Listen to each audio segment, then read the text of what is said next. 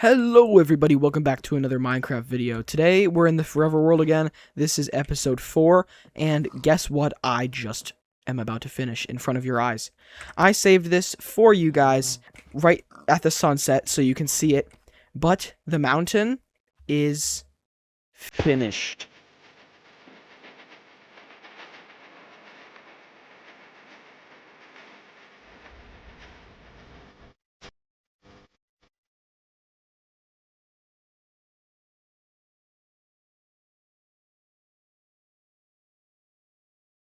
Anyways, now that you've seen that really cinematic, really awesome thing, here is just like the normal, awesome looking mountain.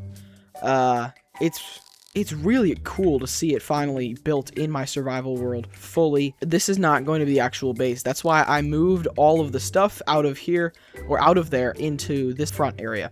The actual base is going to be where that little chunk of pale moss is behind me.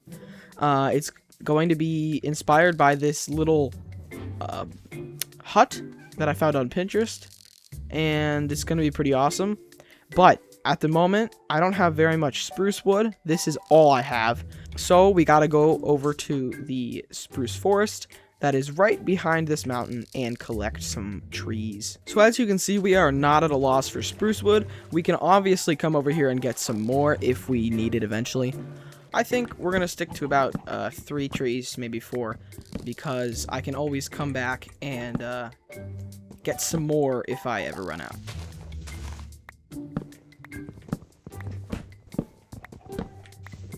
There we go, that's about 36 spruce logs. I think for now that'll be good, because I obviously have all this other stuff to do with.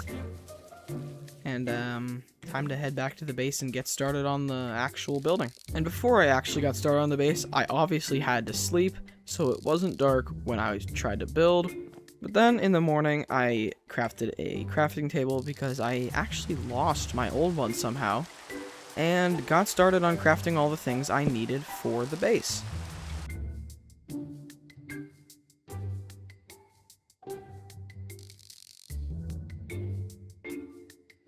Alright everybody, and now that I have most of the materials I need for the base, I think I can get started on it. I will eventually need a couple copper things and a couple mud things, but I'm pretty sure we can figure that out later. So, seeing here on my reference, it looks like it's just a little bit of this, and a little bit of that, and boom. Alright everybody. We finally have the first floor done. It's good and textured. It's got all like the dirt to make it kind of look funky. And then it's got all this like cool stuff on the side with the fences and bits. And then if we look back at our reference real quick, there is a second floor, but first we would have to add the roof to the first floor. And as you guys saw in my inventory, most likely, I'm not doing too well on cobbled deep slate or cobblestone or anything of the sorts. So, quick mining trip, I guess.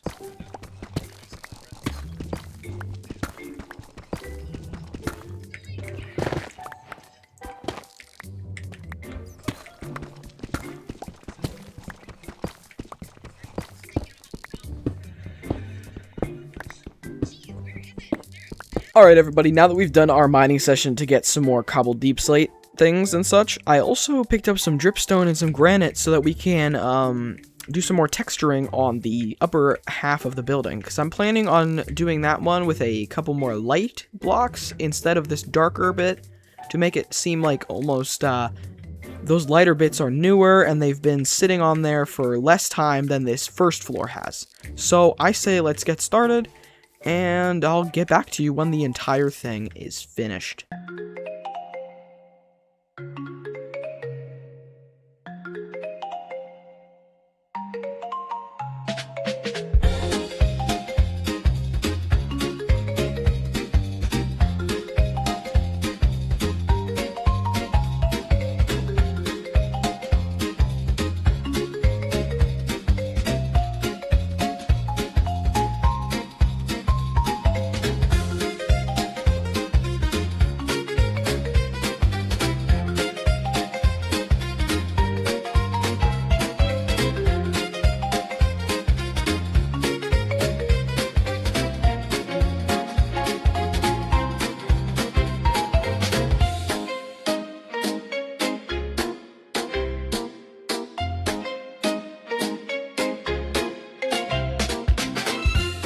Okay, phew. After a while of building, redoing things, and trying to remember to record time lapses, that's why there's some gaps in the recordings. I forgot to record. But, anyways, the base is complete. There we go. I'm super happy with it. I love how the little, watchtower there turned out. And along the way, I found a zombie horse. It was just, sitting down in that little valley over there. So I picked it up, and I made it a little enclosure. And I think it might be part of another episode, possibly. But anyways, let's go take a look at the inside. So, at the moment, it's not looking too hot. It's not looking too good. There's holes everywhere. There's weird bits and pieces. That is for another episode. But this is not the largest of houses, and I've got a whole mountain here. So I think what we do is get rid of everything on this wall, and I mine out maybe 5-6 blocks into the mountain, and I get a lot more house, and I don't have to worry about not having enough space.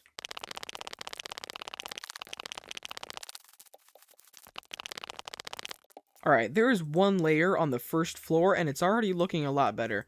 But over here is my original little enclosure that I would, spend all my time in.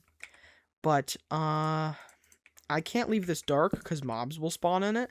So I say we keep it lit up, but we just kind of close it off right here. And then we don't have to worry about it at all. And, let's get going. This is layer 2. Layer 3. Layer 4. And layer 5. And there we go. We've just about doubled the size of the interior, and now I don't have to worry about any storage issues.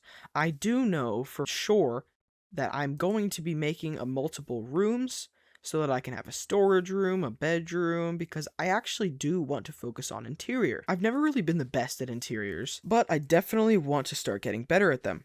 So I'm going to make a couple floors, a couple different rooms, and then furnish them and decorate them like I would in a real house. I think it'd be really good for me as a builder to progress on stuff like that, because I've focused on exteriors for so many years, 7 or 8, that I really haven't had time or even had the thought to practice interiors.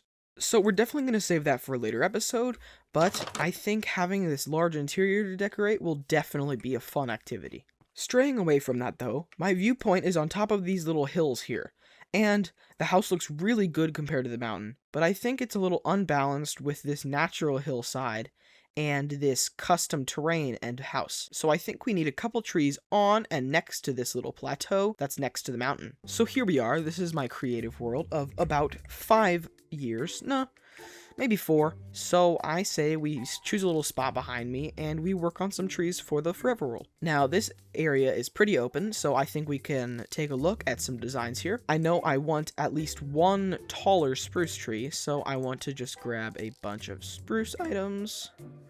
And I think it'd be good if I used some unstripped oak logs, because if you place these next to each other, they're pretty similar in color. This one's just more rough than this one.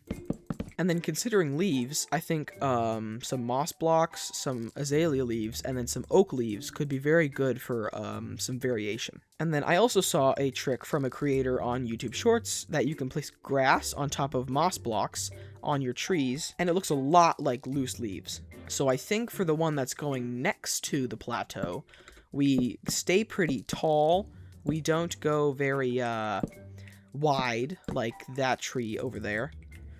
And, we just build up and give some texturing in there, and I think that's a good enough height. So we just put some random bits and bobs around here,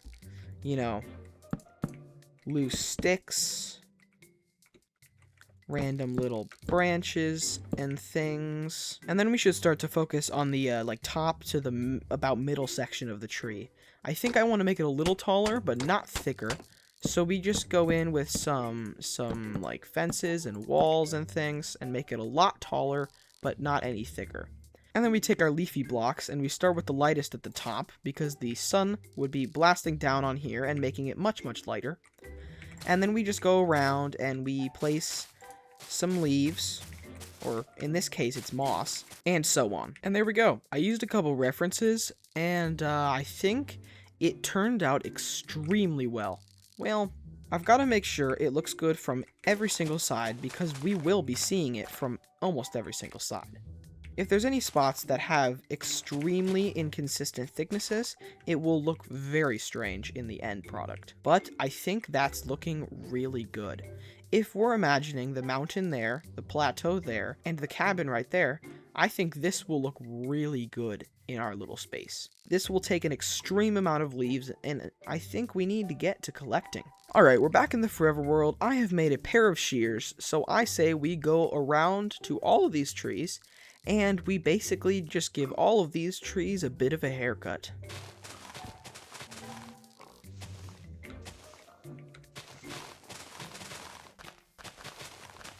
Alright, now that a couple of the trees in the world look like a balding man, we need to find a way to get more azalea leaves. I do have some azalea bushes, and if I am correct, I just need to kill a couple skeletons, get some bone meal, and then I can bone meal those bushes into azalea trees to get the leaves. And then looking in our chests, we don't really need to worry about moss blocks because I have a stack here, and I definitely don't need over a stack.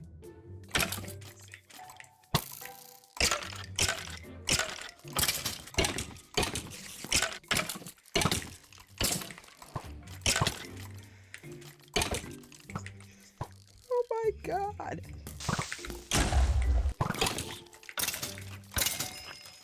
So if you couldn't tell, I'm not very good at fighting, but I got 15 bone meal, and that should be enough to get at least a couple trees out of these. Oop. There we go.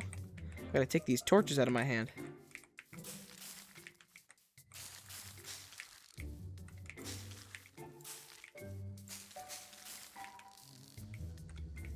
And there we go! Lots and lots of azalea leaves. And we got some flowery ones too. But taking a look at our shears here, we might need to make another pair. So we're just gonna go around and shear off all these leaves. And the great thing about azalea trees is that they use oak wood instead of having their own separate wood type. So we can use these trees' wood for the tree that we're making. I do know that I have to put a couple things in a chest so I can pick up all these leaves, because we wouldn't want any of them to despawn, would we now? And you might be saying, oh, Enzo, why are you getting so many leaves for a tree you don't need that many leaves for?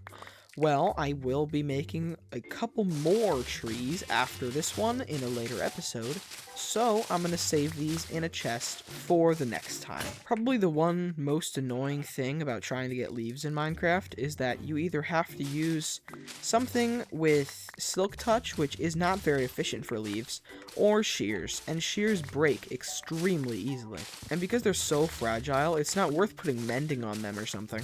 Alright, now that we've got all of these trees cleared of all of their leaves, we are just gonna go ahead and collect the wood. And one of the biggest reasons I'm focusing mainly on all of this decoration stuff and not on progressing in the game is because I want my base to look as cinematic as possible. And to a lot of people, a nice looking base is really not the most important thing to them, but I think it's really nice when I can sit down, look at what I've built, and go, yeah, this is nice. So I'm just going to start clearing out a little area in this corner of the mountain.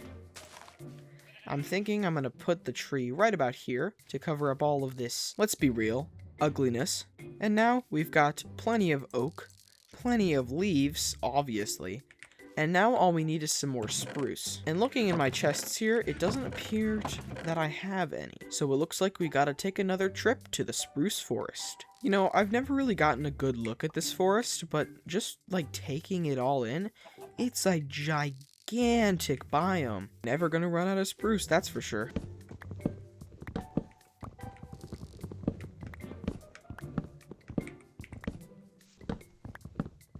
Alright, now we've got about 30 spruce logs, and I think with the mixture of other spruce items that we have, I will be perfectly fine. Because I have all those leftover materials from building the cabin, I can use all of that for the branches and little details, and I can use this for the trunk of the tree. Alright everybody, now we have the tree loaded into the world, and I think, just taking a look at this, it's going to look really good.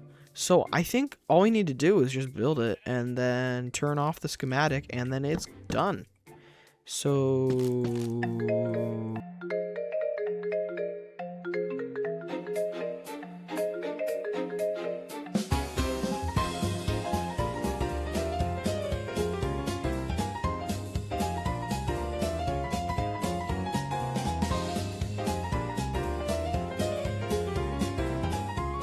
boom, the tree is finished, and oh my goodness, I am so glad we put this tree here.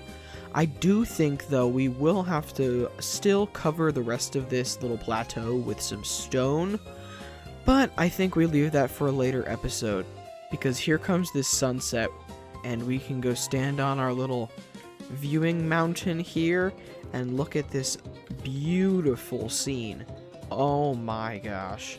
I think this little tree to frame our beautiful mountain area was the perfect touch. Anyways, thank you all for watching, and I will see you in the next episode. Goodbye, and don't forget to subscribe.